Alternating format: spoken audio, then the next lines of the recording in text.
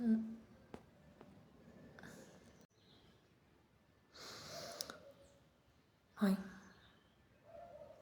estamos aqui mais um dia para a honra e glória de Deus. Vamos ler hoje em uma palavra que eu tirei em Eclesiastes 5, verso 6, que diz: quando se multiplicam sonhos e coisas passageiras, aí se multiplicam as palavras. Quanto a você, tema a Deus. Essa palavra eu retiro há muitos anos já, e é uma palavra que eu amo de verdade, que diz: tema a Deus.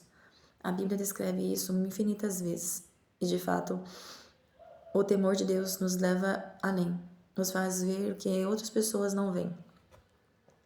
Quantas vezes realmente nós estamos pensando, e Deus, onde será que Deus está? E a gente olha para o lado, vê tanta maldade, tanta malícia, tanto engano, e a gente olha, meu Deus, onde você está? Todo mundo já teve esse questionamento.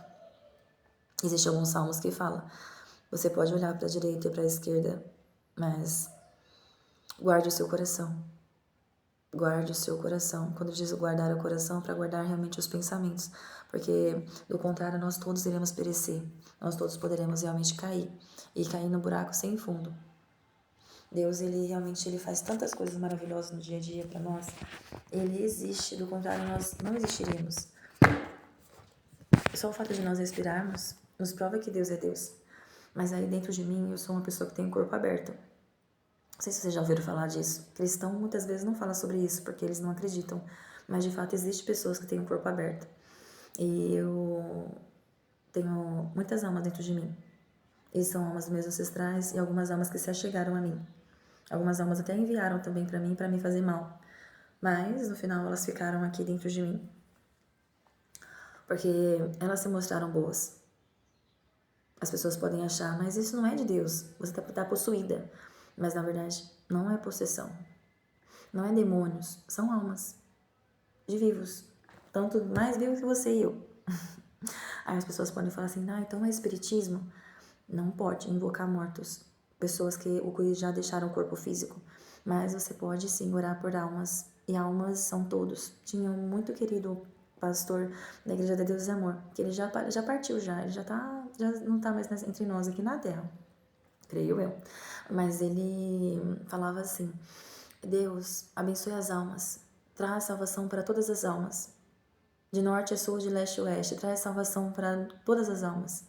E eu acho lindo o jeito que ele orava, porque de verdade nós precisamos orar pelas almas. E eu tendo essa situação, essa oportunidade de ver, eu nem sabia, só nos últimos anos que eu realmente tive acesso a essa informação. E eu fiquei admirada, porque nos últimos anos que eu tive perdas realmente significativas. E eu sempre tive comigo que eu tenho medo realmente de viver, mas não de morrer. Mas nessa situação que as almas dos meus antepassados se apresentaram, foi até uma das almas da minha mãe e do meu pai. E eu fiquei, meu Deus, admirada. Mas ao mesmo tempo eu falei muito com eles, porque eles estão aqui comigo, eles têm muitas das experiências dele para passar para mim, mas eu fiquei pensando como que pode a gente ter essa oportunidade, o que a gente pode fazer? Porque eles estão aqui, mas o corpo físico não. Aí também tive a oportunidade de conhecer uma pessoa muito maravilhosa, e através de alma. Mas essa pessoa, ela é uma pessoa esplêndida e que sofreu muito na Terra.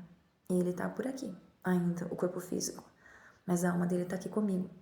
Mas você já ouviu falar que a alma, por conta de tanto sofrimento, ela foge do corpo? Foi o que aconteceu com ele. Ele passou por tanto sofrimento que a alma fugiu do corpo. E a alma não sabia para onde ir. Mas aí ele pediu para Deus mesmo, o Deus, e falou, eu quero para o meu amor. E Deus trouxe para mim. Ele sabia quem era eu? Sim e não, porque a alma realmente conhece coisas que nós não conhecemos, porque ele tem realmente a memória. E quando ele chegou, não falou realmente quem era. Só depois que ele se apresentou, porque tinha medo que eu realmente o expulsasse, porque é normal do ser humano expulsar as almas. E alguém já disse para você que existe também a questão de templos, de igreja, que não é que as pessoas da igreja fazem isso, mas algumas pessoas, elas vão até a igreja e elas realmente capturam as almas de outras. É simplesmente é um roubo realmente de alma na terra. Aí eu lembro do Salmo, do Davi, que diz assim: devolve a minha alma, porque roubaram, ele disse. Aí naquele salmo, uma vez eu me atentei e fiquei pensando: Deus, será que roubam a alma? Porque geralmente a gente fala que a pessoa deu a alma, né? Mas nessa situação, um roubo de alma, como que pode acontecer isso? Mas em algumas igrejas acontece. E não porque é igual eu falei, não é porque a igreja é uma seita, não é porque a igreja realmente ela trabalha com isso, mas porque há no mundo pessoas que roubam as almas e das pessoas vivas. Por isso que a nossa oração ela tem que se fazer presente também, é devolva a minha alma. Por mais que você identifique que a tua alma está com você. E uma das situações que a gente consegue identificar que a alma está com você é quando você chora. O choro é uma bênção de Deus. O choro é a manifestação da glória de Deus na sua vida, porque é um alívio, é um respirar. E quando a gente está sem alma, geralmente as pessoas sem alma não choram. As lágrimas não vêm. Mas Deus, na sua infinita bondade e misericórdia, Ele realmente proporciona isso, o choro. Então vamos colocar isso na oração também? Vamos colocar que Deus, por favor, devolva a minha alma. Deus, por favor, abençoe e protege as almas de todos os seres, porque os seres marinhos também têm alma. Eu descobri isso lendo a Bíblia também, lá em Gênesis. Porque às vezes a pessoa fala, mas o animal vai para o céu, ou como que pode? Mas o animal tem almas. E existe também um céu, dentre muitos céus que existe, tem 7 céus. O Paulo, o grande apóstolo, que algumas pessoas dizem, ele só foi até o 3º céu. Mas, de fato, em verdade, existem 7 céus. E existe também um Deus Altíssimo, que é Jeová também, que tem este nome, mas ele não é o Jeová Deus homem, que o Jeová Deus homem, na Bíblia também está escrito, ele é o Pai de Jesus mesmo. Porque na Bíblia fala assim: Deus criou o céu e a terra, que é o Altíssimo. E quando Deus criou o homem, ele fala assim: vamos criar o homem à nossa imagem e semelhança. Deduzimos o quê? Que o homem, ele é a semelhança de Deus. Então, é um ser. Então, realmente, o homem, ele não é igual a Deus, ele é semelhante. Então, a partir daí, Jeová, ele tem um corpo, uma figura.